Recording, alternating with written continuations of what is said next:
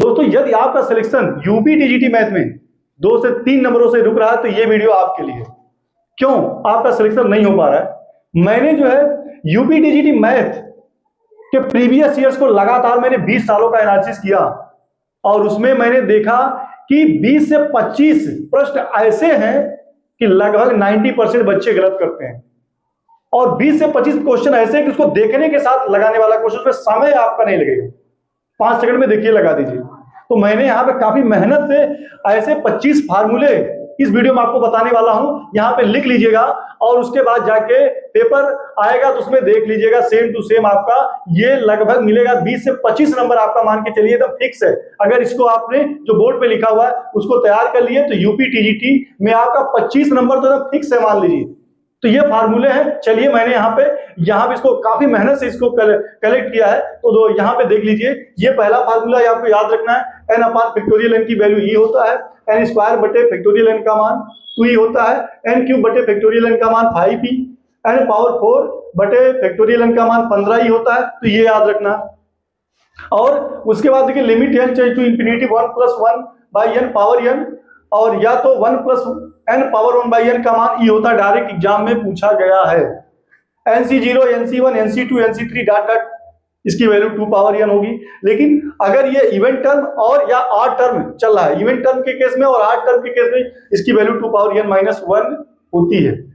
देखिए यहां पर आपको याद रखना ग्रेड फाई का मान डेल f, यहां पे एक अदिश राशि प्राप्त होती है।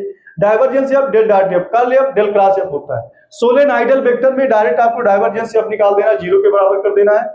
इरोटेशनल में कर्ल f का मान 0 कर देना है। और सबसे ज्यादा मोस्ट इंपॉर्टेंट ये है प्रवणता रूप में रेखा वृत्त का समीकरण y बराबर mx plus minus r root में 1 + m स्क्वायर होता है। और परवलय का जो समीकरण होता है प्रवणता रूप में y बराबर mx प्लस m/m होता है। दीर्घवृत्त का होता है y बराबर mx प्लस माइनस रूट में a square m square plus b square. अति परवलय का होता है y बराबर mx प्लस माइनस रूट में a square m square minus b square. यहां पर देखिए log 2 का मान होता है 1 - 1/2 + 1/3 - 1/4, याद रखना है। और ये सीधा देखिए एग्जाम में पूछा गया है कि 1 - 1/3 + 1/5 - 1/7 + 1/9 की वैल्यू सीधा आपको याद रखना 5/4 होता है। कर्ल ग्रेड फाई का मान 0 होता है। डाइवर्जेंस ग्रेड फाई का मान डेल स्क्वायर फाई होता है। डाइवर्जेंस कर्ल फाई का मान 0 होता है। गुरुत्व केंद्र ये जो मैं बता रहा हूं ये चारों आप लिख के ले लीजिए, आपके एग्जाम में आएगा ही आएगा। अर्धवृत्ताकार पटल का 4a/3a पाई, यहाँ पे अर्धवृत्ताकार तार है तो 2a/पाई होता है। गोलार्ध का 3a/8 होता है। सम का 3h/4। और यहाँ पे देखिए यहाँ पर ये रिजल्ट सीधा एग्जाम में पूछा गया है। n बराबर 0 से इंफिनिटी पे चलेंगे तो 1/2n का फैक्टोरियल होता है, e स्क्वायर प्लस 1/2e होता है। अगर यही 1 से इंफिनिटी कर देंगे तो यहाँ पे same to same e square plus 1/2e में से 1 घटा देंगे। लेकिन अगर n बराबर 0 से इंफिनिटी पे 2n के स्थान पे 2n + 1 कर दें तो यहाँ पे प्लस है तो माइनस आ जाएगा, e स्क्वायर माइनस 1/2e हो जाएगा। और यहाँ पे 1 से 1 करेंगे तो -1 यहाँ पे घटा देंगे। डिटरमिनेंट के ऐसे क्वेश्चन यहाँ पे देखिए डायरेक्ट एग्जाम में पूछा गया। एडजॉइंट ए का जो मॉड होता है मॉड ए पावर n -1 होता है। एडजॉइंट ए का मॉड होता है mod A power n -2a। Adjoint A mod A power n -1 का होल स्क्वायर। एडजॉइंट के होता है k power n -1 adjoint A.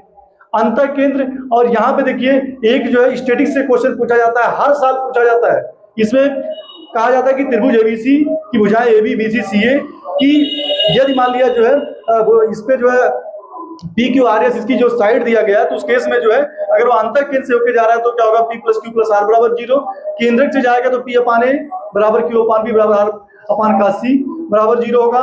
परिकेंद्र से जा रहा है तो P का से + Q का + R का C बराबर 0।